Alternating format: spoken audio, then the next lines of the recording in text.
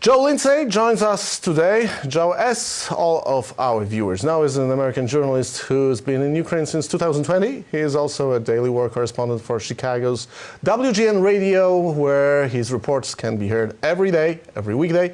Hey Joe, nice to have you again.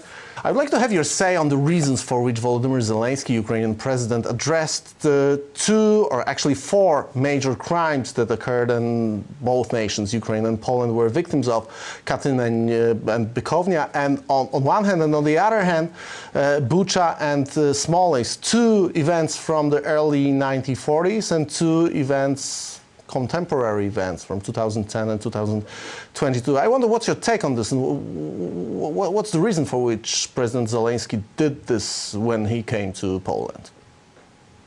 Yeah, I mean, it was very powerful that he put those four places together: Katyn, Bukovnia, Bucha, and Smolensk. You know, he also could have said Mariupol, Bakhmut. There's so many other places, but these four examples are powerful because it's a mixture of current atrocities from Moscow and Soviet Moscow atrocities. And so, for example, and yesterday, in fact, I think as you've mentioned, was the anniversary of the Smolensk tragedy, when you had, the entire government of your country, most of the leadership of the Polish nation was killed in a plane crash just outside the city of Smolensk, Russia.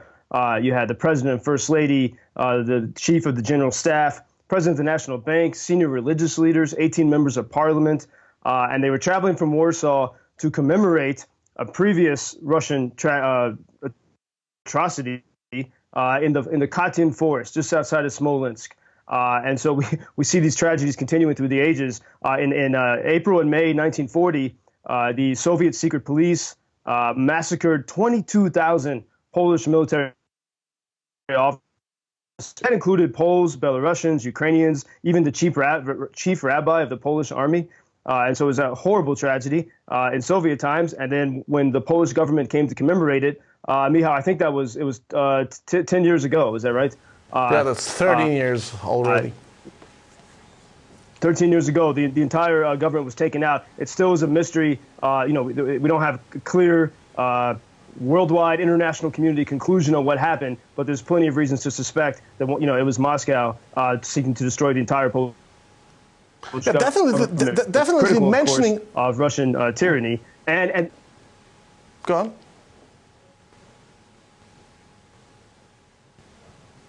Well, and it's two tragedies that happened on Ukrainian soil. One was in most recently in Bucha, which of course is the Kiev suburb, where after the Russians were forced out a year ago from this month, you could see the depth of their dishonor. Torture chambers, men, women, and children have raped and murdered and slaughtered. I know people who, unfortunately, in the early hours of the Russian full-scale invasion, February 24th, many people drove from Kiev to Bucha thinking they'd be safer and that it was a very lovely forested suburb. They went there thinking they would be safer, and they were stuck. And it was an absolute hellish scene. And it's Bucha that has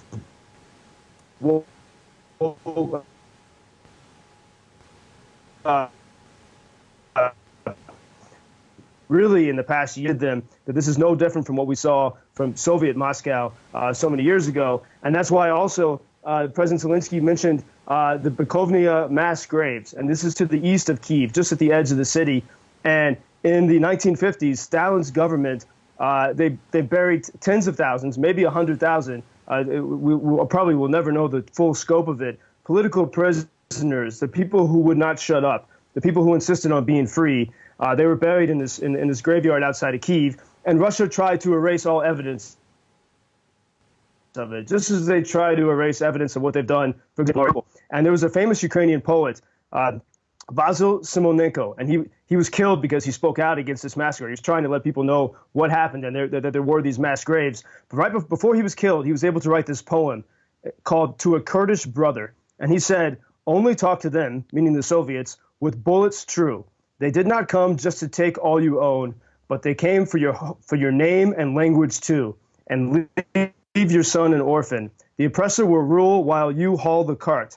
Drinking the blood of oppressed peoples, they grow fat. For chauvinism is our most savage foe. He will do anything so that you submit. He is betrothed treachery with shame." And he tells the Kurdish people, which you could say to the people of, Ukraine, to the people of Poland, I think also to the people of Taiwan right now.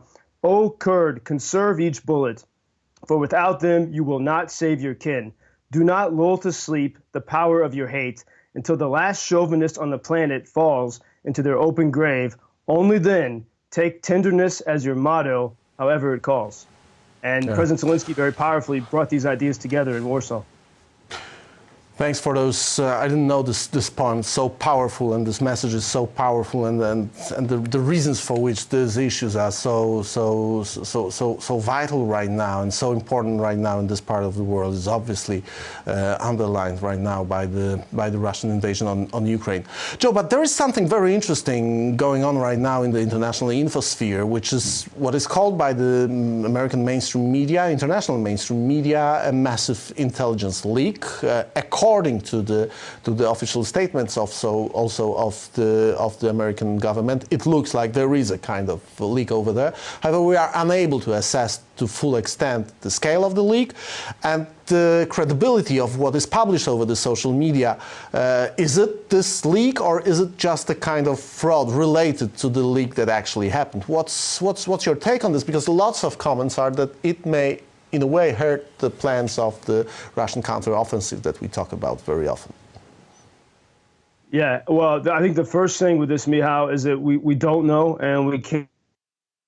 When I talk with my friends in Washington, no one seems to know the provenance of this leak and who it serves, who it benefits. But I think we have to remember. So you have, at the basic level, you have people fighting to be free in Ukraine. They don't want to live under Russian tyranny. That's simple. But then you have other nations as they work to get involved in this in different ways, in part because the people of countries around the world want to help Ukraine. They see the horrible images. But when you get to the level of power, when you get to Berlin and Brussels and Washington, other motivations come into it. I don't want to trust anything we see in this leak, but you can also see the jumble of motivations. Some people in the Pentagon, I think the main thing, President Zelensky himself said, this should not distract from getting the weapons to Ukraine that they need in order to get a decisive victory. But the other sort of worrying thing happening now, the Beijing and military exercises a couple of days ago surrounded the island of Taiwan. Taiwan, like Ukraine, is a free society. Beijing, like Moscow, wants to destroy Taiwan, just like Moscow wants to destroy Ukraine. And President Macron of France was in Beijing, and President Macron was suggesting that the West should not touch the Taiwan situation because we can't handle Ukraine, he said. And you see here that there's not an understanding of what this fight is about. And that's why Zelensky's words about reminding of the massacres, when the entire Polish government was killed in Smolensk, of the Katyn forest massacre. We have to remember that, because that's really what this is about. Don't you think that there is something really odd here? I mean, this is the same politician, a powerful politician. He's a president of France. France is one of the members of the Security Council of the United Nations. We are talking about the state that has all the potential that is needed to be a global power. And Emmanuel Macron, being a part of the Western alliance, is trying to hang on the telephone line to Vladimir Putin, talking to him basically all year 2022. And when he knows that finally that doesn't work, he goes to his closest friend, the second superpower that is trying basically to challenge the Western security order in the world, and is trying to make a kind of a deal, as if he didn't know, for example, what is the meaning of Taiwan. If he doesn't care about the people living there, about the faith of those people, he should be caring about the markets, for example, and he should know what is the meaning of Taiwan in terms of the global, electronics market. He doesn't know it. He doesn't want to know it, or is he looking for new friends that are on the other side of the earth, the United States? Well, we look, and again, from the perspective of being in a free country like Ukraine, look at the recent protests in Paris and throughout France. Now, they protest very differently than Ukrainians. They burn down their own cities, but they are responding to President Macron, going around the democratic process to get his will. And that is this sort of imperial mindset that is neglectful of democracy, and so perhaps it's no surprise that he voice on Ukraine until, by the way, until he came to Bucha. That did sort of change his mind for a bit. But compare the words of President Macron, for example, to Prime Minister Giorgia Meloni of Italy. Many in her party do not support increase free people versus the elites. And we see sometimes when the elites get together, such as Macron in Beijing, or even the American actor from Fast and the Furious and the UFC fighter, John Cena, he made a video in which because he was promoting a new movie in Taiwan, and he made a video saying Taiwan was a country. And then within 24 hours, he had to make a video kowtowing and bowing to the Chinese people, saying he's so sorry for saying that Taiwan was a country. And so we do see, I think, this deep fear of China, in the same way that we saw, say, Berlin afraid in the early months of Russia's invasion, afraid of losing their dependence on Russian oil. And China, so maybe it's worth Belt and Road. So maybe it's worth just to mention that not only Taiwan is a country, but it's more than that. Yeah, Taiwan is probably, if you can hear me, I don't know if we lost the connection. Have you got me? Yeah. So let's put it clearly. Taiwan is not only a state. Probably Taiwan is the legitimate state of China, which means that Taiwan is China and the Chinese Communist Republic of China is not, because it was basically stolen from the people of China at the Communist Revolution back in the early 20th century. So maybe it's worth just reminding this. Yes. Because this is an in important 1949. thing. But nonetheless, the people of Taiwan have no desire to attack mainland China. They don't claim it. They're happy on their island. And, I think we have to remember, because in every single news article I read about the current situation with Beijing and Taiwan, most of the stories never mention Ukraine. We can't even put it in the context of a war that is happening now. And secondly, they never mention that until the 1970s, even the United States and many other nations recognized the government in Taiwan, in Taipei, not Beijing. And so Taiwan did have legitimacy for decades, even before it was a full-fledged democracy.